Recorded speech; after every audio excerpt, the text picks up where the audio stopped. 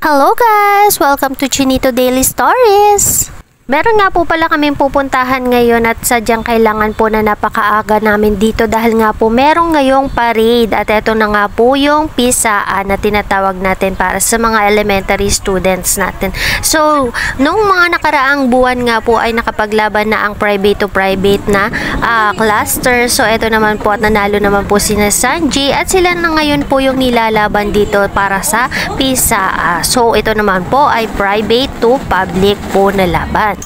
Kakatuwa dito mga mami ay isa po dito si Sanji sa mga players na ito at hindi ko rin po expected na mapapasama siya dito sa mga players na ito.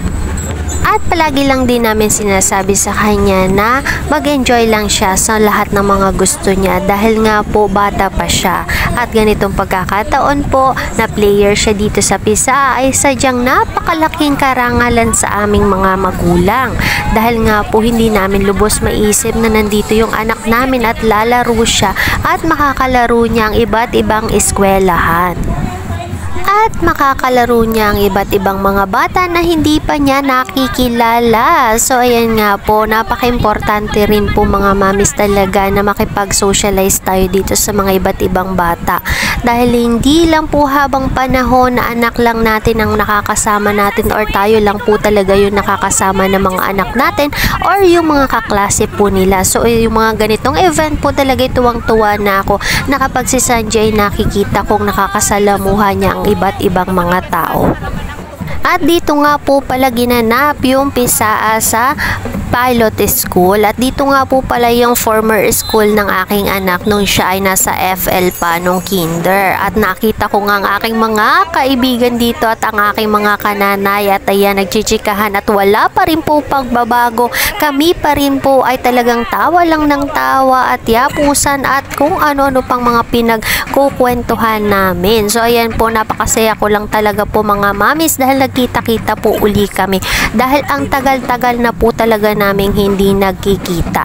At andito na nga rin po pala yung EMITS band or EECP band natin. So ito na nga po pala yung mga high school students natin na nag-represent sa school natin para naman dito sa PISA na ito. At tinugtugan nila yung mga elementary para naman po napakaganda ng presentation ng ating eskwelahan. So ayan nga po pala, cluster po pala ang ginawa nila. So kampi-kampi po talaga ang mga private. So Maria Loreto, Abada at EECP po ang magkakakampi. So ayan na nga po ang aking anak, pakaway-kaway na. At kasama rin po dito ang kanyang best friend. Ito nga po pala si Bernard at ang kanyang mga kaklase na si Javan at si Joseph. Palagi lang po kaming nakasuporta para kay Sanji sa lahat ng mga gusto niya at gusto niya nga po makalaro dito sa PISA na ito kaya naman po pinagbigyan namin siya ngayon. Lahat po talaga ng sports ay gustong matutunan ni Sanji. Kaya naman noong siya ay nagtataekwondo pa ay talaga namang giliw na giliw siya at sinusuportahan din namin siya. At ngayon naman po, ito po ang kanyang pinag-aralan, ang badminton. So ayan na nga po, akala ko laro-laro lang po talaga ito sa eskwelahan nila pero napakalaking event na pala po ang pupuntahan ng aking anak. Yung oras nga po pala ni Sanji dito ay pinaghahati-hati lang niya kasi nga po sila ay malapit na rin po ang examination. So sa umaga gumagawa siya ng reviewer at nagre-review muna ng kaunti. Habang sa hapon naman po ng 1 to 4 ay pumupunta ang kanyang mga kaibigan or mga kaklase niya dito sa bahay para naman po gumawa sila ng science project nila or science activity na gagamitin nila para sa science camp ngayong February 3. So ayan mga mamis, talaga namang napaka-hectic ng schedule ng anak ko na para naman pong artista talaga sa hirap makita. At pagsapit naman po ng alas 5 ng hapon hanggang alas 6 ng hapon ay nagte-training naman po siya ng badminton sa school at kinuha na rin po namin siya ng private tutor or private trainer na yan na nga po si Sir Romel Handusay. At yan, para sa mga gustong mag-train ng mga bata, tumatanggap po siya ng private. So ayan guys plinag ko na si Sir Romel, napakagaling niya at napakabait talaga niyan. At 2 days nga po palang nag-practice ang mga batang ito ng yells nila sa Abada College. At tuwang-tuwa nga po si Sanji kasi nga pinapasama ko lang siya sa teacher niya pumunta doon. At first time po ni Sanji na mahiwalay sa amin at hindi po talaga ako yung naghahatid sa kanya. So sinasanay ko na rin po siya kasi nga po first year na siya next year. So mga mommies, malapit na pong graduate si Sanji kaya naman po tuwang-tuwa kami na naranasan niya itong ganitong pagkakataon.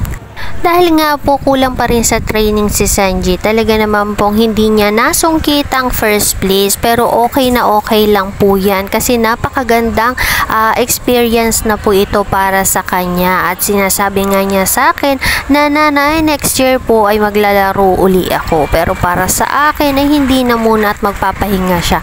Pero kung yun ang kagustuhan niya ay papayag naman po kami, basta pagbutihin lang niya ang kanyang pag-aaral. Ang nakakatuwa guys ay itong kanyang best friend na si Bernard ay nanalo po siya.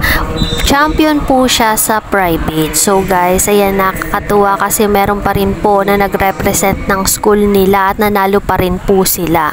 Kung tutuusin ay isang napakalaking challenge nito sa mga batang ito at napakagandang experience na rin po ito.